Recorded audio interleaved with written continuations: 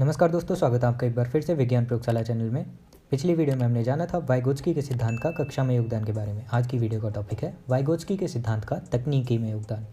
Video शुरू करने से पहले मैं आपको बता दूं कि हमारी बाल्यावस्था एवं विकास चाइल्डहुड एंड ग्रोइंग अप की एक प्लेलिस्ट चल रही है, जिसका आज 20वां लेक्चर है। यदि आपने पिछले 19 लेक्चर नहीं देखे हैं तो डिस्क्रिप्शन में दी गई लिंक पर जाकर या ऊपर आई बटन पर क्लिक करके उन लेक्चर्स को भी देख सकते हैं।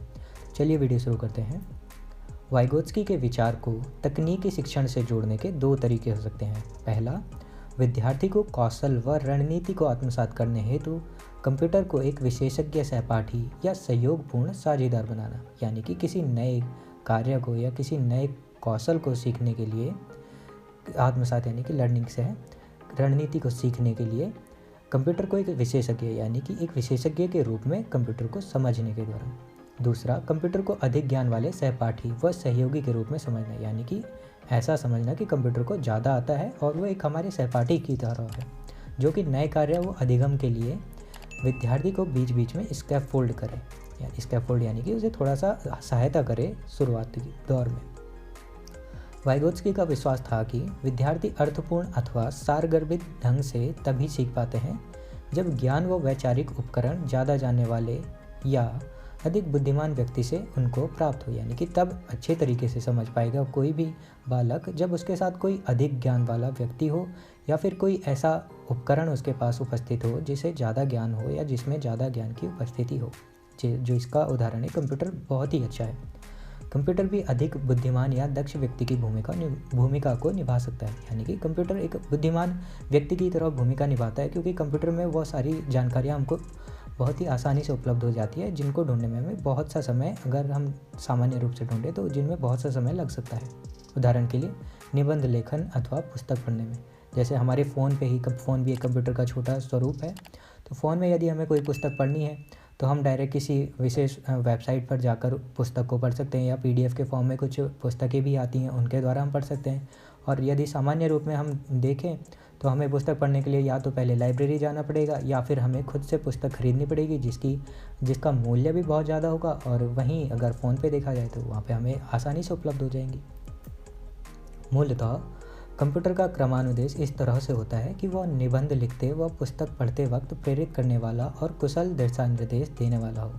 इस प्रकार की सहायता या स्कैफोल्डिंग वक्त के साथ साथ फीकी पड़ती है, क्योंकि विद्यार्थी अपने व्यवहार को नियंत्रित करके ज़्यादा सक्षम होता जाता है।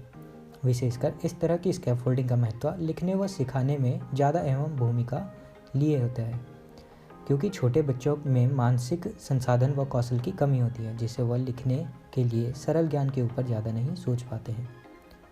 दूसरी तकनीकी जो वाइगोत्स्की के सिद्धांत पर आधारित है वह है संज्ञानात्मक प्रशिक्षुता, जो संज्ञानात्मक विकास के लिए होती है। उदाहरण के लिए परंपरागत तरीके से कारखाने अथवा जहाँ किसी कार्य में दक्षता हासिल करने के लिए प्रशिक्षक ट्रेनिंग की ज़रूरत होती है, मास्टर की निगरानी में अथवा साथ में कार्य करता है। जिस प्रकार से परंपरागत शिक्षा में शिक्षक विद्यार्थी को वास्तविक जीवन की समस्याओं से संबंधित कार्य देता है, जिसे उसको वास्तविक दिशाओं में करना होता है। इस प्रकार विद्यार्थी शिक्षक को कार्य करते देखकर और फिर स्वतः कार्य को करते रहने से वो नवागंतुक से दक्ष होता जाता है, यानी कि शुरू में तो वो न्यू कमर यानी कि जो शुरू में आया है बिल्कुल नौसिखिया से समझ सकते हैं, और बाद में जब वो उस कार्य को करते रहता है तो उसे एक्सपीरियंस हो जाता है और उस कार्य को बिल्कुल अच्छे तरीके से कर पाता है। तो यहाँ पर वही इस उदाहरण के द्वारा समझाया गया है। जब इस प्रकार का शिक्षक प्रशिक्षु का संबंध कंप्यूटर पर होता है, यानी कि जो सिखा रहा है शिक्षक और जो प्रशिक्षु यानी कि जो ट्रेनिंग कर रहा है उनके बीच का संबंध कंप्यूटर पर होता है, तो इसे टेलीमेंटोरिंग कहते हैं। यहाँ पर एक क्वेश्चन बन सकता है कि टेलीमेंटोरिंग किसे कहते हैं, यानी कि जब शिक्षक और प्रशिक्षु का संबंध कंप्यूटर पर होता है तो उसे टेलीमेंटोरिंग कहते हैं। उदाहरण के लिए international global project, kids global scientist project, the global learning और ऑब्जर्वेशन आदि प्रोजेक्ट बच्चों के पर्यावरण के ज्ञान को बढ़ावा देने के लिए हैं। इस प्रकार के प्रोजेक्ट दोहरी स्कैफोल्डिंग का उदाहरण है। इसमें परामर्शदाता व विषय विशेषज्ञ दोनों शिक्षक को ज्ञान के विस्तार में सहायता प्रदान करते हैं। तदुपरांत शिक्षक बच्चों को सहायता प्रदान करता है।